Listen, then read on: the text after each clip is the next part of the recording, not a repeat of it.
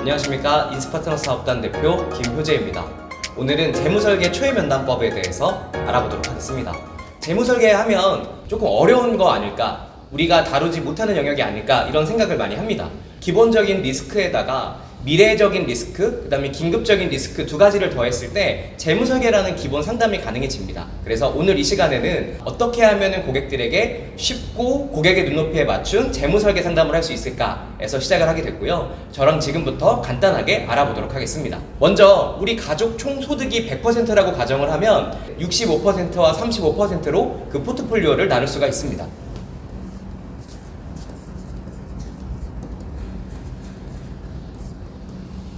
65%는 그 가족 경제에 기본적으로 고정적인 지출을 말하고 있고요. 35%는 가족 지출 중에서 미래를 위해서 준비해야 되는 미래 리스크 대비 수단을 35%로 분류할 수가 있습니다. 이 35%는 또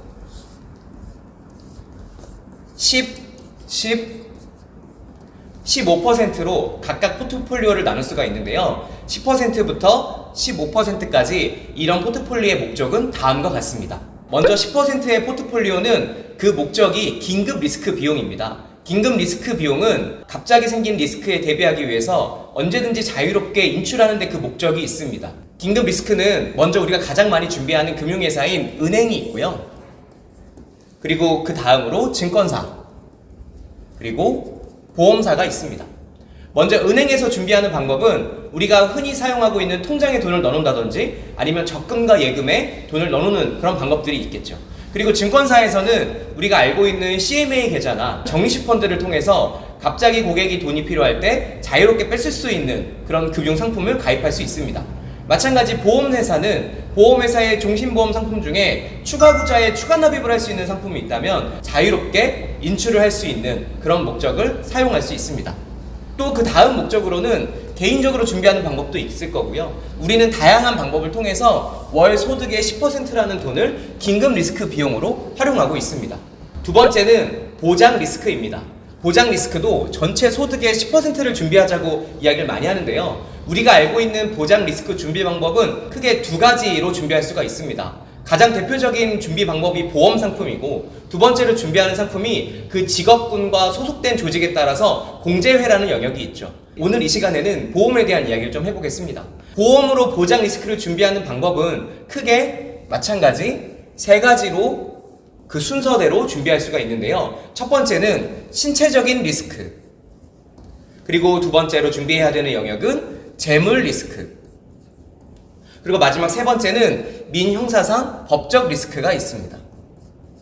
재무설계 관점에서 보장 리스크는 이 세 개의 항목을 가장 치명적인 리스크부터 준비해야 되는데요. 신체 리스크에서 대표적으로 준비해야 되는 것들은 여러분들이 잘 아시는 것처럼 우리 가족 소득의 1순위인 가장의 사망보험입니다. 두 번째로 재물에서 준비해야 되는 영역은 내가 갖고 있는 재물 중에 일반적인 가정에서 가장 비싼 재물, 바로 집에 대한 리스크고요. 그 다음에 법적인 리스크를 준비해야 되는 영역 중에서 가장 큰 리스크는 성인이라면 운전자, 미성년자라면 일상생활에서 발생될 수 있는 일상생활 배상 리스크, 요 세 가지가 가장 핵심이 되는 보장 리스크의 1순위 준비 영역입니다. 다음으로 준비해야 되는 15% 포트폴리오는 노후 리스크입니다. 노후 리스크도 우리 가족 소득의 15%를 계속해서 준비해야 되는데 사용해야 되는데요. 우리나라 사람들이 준비하고 있는 노후 리스크는 대표적으로 부동산이나 아니면 뭐 주식 투자나 이런 것들을 말할 수가 있겠죠. 대표적인 재무설계사들이 이야기하는 내용을 들어보면 노후 리스크는 모름지기 두 가지의 상품 특정이 담보돼야 되는데 바로 확정성과 안정성이라는 영역이죠. 그런 면에서 우리는 고객들에게 부동산의 수익이나 주식의 수익 혹은 손실에 대해서 이야기할 수 없기 때문에 그 두 가지를 배제하고 정부에서도 권장하고 있고 많은 학자들이 이야기하고 있는 가장 대표적인 노후수단 상품, 바로 연금에 대한 이야기를 이 시간에 하도록 하겠습니다. 15%를 준비하는 연금 상품은 연금의 이율에 따라서 세 가지로 나눌 수가 있습니다. 첫 번째는 공시이율 연금입니다. 공시이율 연금은 그 장점과 단점이 명확한데요. 공시이율은 지난번 제가 강의한 노후 컨설팅 자료에서도 알 수 있지만 최저보증 이율이 있다는 장점이 있습니다. 무조건 원금을 손실보지 않는다라는 게 장점이죠. 하지만 또 다른 공시이율의 단점은 매월 변동되면서 이러한 최저보증 이율이 굉장히 낮다는 데 있습니다.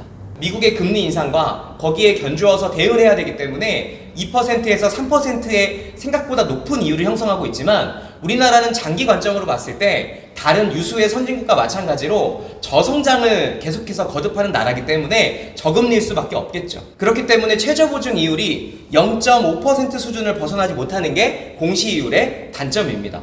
근데 이런 공시이율도 굉장히 메리트가 있는 부분이 있는데요. 바로 연말정산을 하거나 개인 사업자가 개인 종합소득세 신고할 때 세액공제가 된다는 장점은 있습니다. 이러한 공시이율이 노후 준비 수단이 되는 것에 대해서 장점과 단점이 명확하기 때문에 메리트를 느끼지 못하는 사람들이 많았습니다. 그래서 보험사들은 이러한 연금 구조를 공시이율이 아니라 다른 종류의 연금을 만들기 시작했고요. 그게 바로 우리가 알고 있는 변액이나 달러 연금, 달러 연동 연금 상품들이 바로 그것입니다. 변액이나 달러 형태의 연금 상품은 이 장점과 단점 또한 명확한데요. 장점은 주식이나 채권의 혼합 비율로 투자되고 있는 이 변액연금의 수익률이 높아지면 공시이율보다 훨씬 높은 이자의 연금을 받을 수 있다는 장점이 있고요. 중도에 해지했을 때 원금의 손실이 클 수밖에 없는 그런 단점을 가지고 있습니다. 그리고 마지막 세 번째가 공시이율이나 변액연금의 장단점을 모두 반영했을 때 어쩔 수 없이 대항마로 등장한 게 바로 예정이율 상품입니다. 예정이율은 원칙상 연금이라고 분류할 수는 없지만 그 예정이율이 갖고 있는 독특한 성질 때문에 많은 사람들이 연금의 대체로 활용을 하고 있는데요. 이 예정이율 상품은 처음에 가입한 금리가 그대로 간다라는 그런 고정금리 효과가 있기 때문이죠. 단점은 보장성 보험이기 때문에 고객의 순보장보험료의 책임준비금을 준비하는 영역이 사용된다는 점에서 조금 어려운 이야기지만 원금 회복이 느리다라는 그런 단점이 있습니다. 이러한 부분들을 보면서 고객들은 노후 준비라는 걸 할 수가 있고 노후 포트폴리오를 구성할 때 전체 소득의 15%를 이 세 가지 연금 중에서 한 가지를 선택하고 고객에게 안내하는 게 우리가 컨설팅하는 방법 중에 하나입니다. 아까 말씀드렸던 거를 다시 한번 복습해 볼게요. 가족이 벌어들이는 총 수익을 100%라고 가정을 한다면 65%는 고정적인 지출이고 35%가 미래를 위해 준비해야 되는 자금이라고 설명을 드렸었죠. 그 35%를 또 세분화해서 포트폴리오를 나눠보면 10, 10, 15의 규칙으로 준비할 수가 있습니다. 그 10%는 처음에 긴급 리스크고요. 두 번째는 보장 리스크, 그리고 세 번째는 노후 리스크로 나눌 수가 있다고 말씀을 드렸습니다. 자, 그러면 여기에서 긴급 리스크를 준비하는 방법 중에 우리가 고객하고 이야기 나눌 수 있는 부분은 뭘까? 바로 생명보험사의 종신보험 영역입니다. 생명보험사의 종신보험은 추가 납입을 할 수 있는 구조가 굉장히 많이 형성되어 있습니다. 그래서 우리가 알고 있는 상품들 중에서 고객의 보장 분석을 했을 때 생명보험사의 종신보험에 가입되어 있고 그러한 생명보험의 종신보험에 추가 납입, 추가 구자의 돈을 입금할 수 있고 자유롭게 인출할 수가 있다면 고객들이 긴급 리스크에 긴급 자금을 모을 때 굉장히 요긴한 제도라고 할 수가 있겠죠. 그리고 두 번째로 설명드리고 싶은 내용은 바로 이 보장 리스크였습니다. 아까 제가 보장 리스크는 간단하게 설명하고 넘어갔었는데요. 그 이유는 바로 이겁니다. 신체 리스크를 준비해야 되는 첫 번째 순서에서 신체 리스크의 가장 큰 리스크가 재무석의 관점에서 돈을 가장 많이 벌어오는 가장의 상실, 가장의 사망이라고 설명을 드렸었죠. 그런데 이러한 사망보험은 우리가 잘 알고 있는 것처럼 보장의 범위로 인해서 생명보험사 상품을 많이 추천하고 있습니다. 근데 이러한 생명보험의 종신보험은 단점 중에 하나가 보험료가 굉장히 비쌉니다. 경기가 좋거나 경제적으로 여유가 있는 고객들은 상관이 없지만 만약에 그렇지 못한 요즘 같은 시기에라면 생명보험 종신보험은 당연히 사망의 목적으로 그 금액이 부담스러울 수밖에 없겠죠. 그래서 이런 생명보험사의 종신보험을 준비하는 또 다른 방법으로 바로 노후 리스크 상품을 이야기할 수 있는 겁니다. 보장 리스크를 설명하다가 갑자기 노후 리스크로 설명을 했던 게 약간 의아하실 수도 있습니다. 그런데 이 노후 리스크 상품 중에서 공시이율의 장점과 단점, 그 다음에 변액의 장점과 단점, 그리고 마지막에 예정이율의 장점과 단점을 설명드리면서 제가 설명했던 예정이율 중에서 가장 연금 목적으로 활용할 수 있는 유사한 상품이 바로 종신보험이기 때문입니다.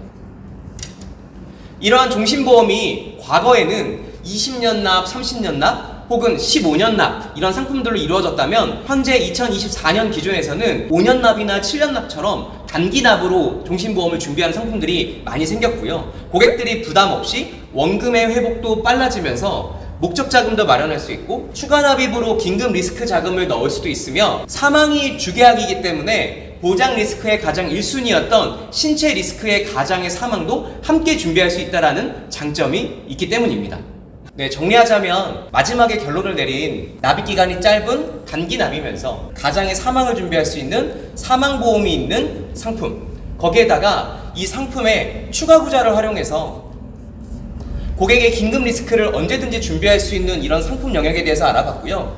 2024년 현재 5년 혹은 농협생명처럼 3년짜리 단기 상품을 통해서 고객들에게 안내할 수 있는 재무설계 관점에 다양한 목적성을 안내할 수 있는 단기납 종신보험에 대한 이야기까지 함께 드려보았습니다. 우리 인스파트너스 사업단 여러분들께서 2024년 하반기를 맞이하면서도 이 재무설계 화법이나 단기납 종신의 여러 기능을 통해서 소득에 큰 도움이 됐으면 좋겠고요. 여러분들이 담당하고 관리하는 고객들에게도 올바르고 좋은 정보를 통해서 고객들의 가정의 종합 재무 설계에 큰 도움을 주셨으면 좋겠습니다. 오늘 교육 여기까지 하겠습니다. 감사합니다.